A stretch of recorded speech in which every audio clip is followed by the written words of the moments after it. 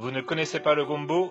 C'est normal. Le gombo est très répandu en Afrique, en Amérique, en Asie, en Inde, bref, un peu partout, sauf en France. Mais le gombo est un légume qui a montré avoir de très bons résultats pour réduire le diabète.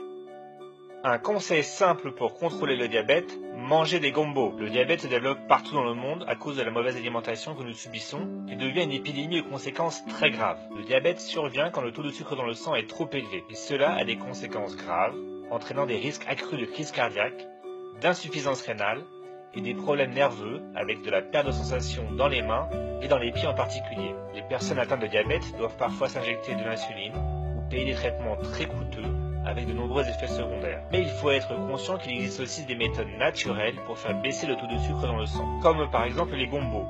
Vous pouvez en acheter dans de nombreux magasins qui vendent des fruits et légumes. C'est un légume vert qui ressemble un peu à un gros piment, même si ça n'est pas épicé du tout. Les gombos sont aussi appelés cabot sur l'île de la Réunion, calou en Guyane et gnanouia au Maghreb. En plus d'avoir un effet positif sur le contrôle de la glycémie, les gombos possèdent de nombreux avantages pour la santé. Ils sont une source de fibres alimentaires, d'importantes vitamines et minéraux, ainsi que de puissants antioxydants. Le gombo permet aussi de prévenir et de soulager la constipation, de diminuer le cholestérol, de réduire le risque de certaines formes de cancer, notamment le cancer colorectal.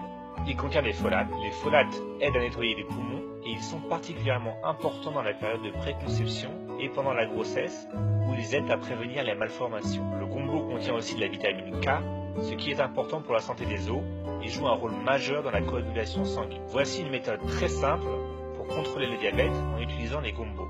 Il faut commencer par laver les gombos et il faut vraiment bien les laver en utilisant une brosse à légumes ou du papier essuie-tout par exemple. Coupez ensuite les deux extrémités. Piquez les gombos avec une fourchette sur les côtés ou divisez-les en deux. Placez les gombos dans un récipient et remplir d'eau à température ambiante. Couvrir, puis laisser reposer les gombos pendant la nuit. Le lendemain, vous pouvez retirer les gombos de l'eau et vous pouvez maintenant boire cette eau qui est un véritable remède contre le diabète. Vous allez voir que cette eau est un petit peu gluante car les gombos sont par nature un peu visqueux. En fait, c'est parce que les gombos sont très riches en fibres solubles. Les fibres solubles sont importantes pour vous maintenir en bonne santé. Elles jouent un rôle primordial pour ralentir la digestion des glucides et aident donc à limiter les pics de glucose dans le sang après les repas. Si votre taux de sucre dans le sang est régulièrement trop élevé, vos reins sont peut-être parfois impactés négativement. Mais cette méthode permet d'aider à prévenir la détérioration des organes par le diabète. Il est aussi recommandé d'ajouter des recettes à base de gombo dans votre alimentation de tous les jours.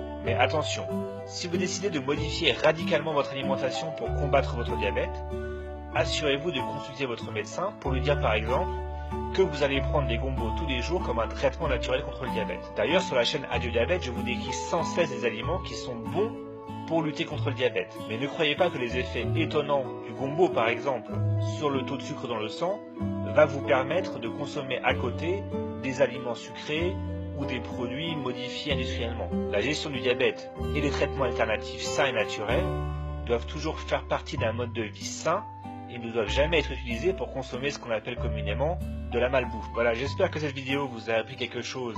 Et si c'est le cas, n'hésitez pas à mettre un j'aime sous la vidéo et à partager cette vidéo avec quelqu'un que vous connaissez et que ça peut aider.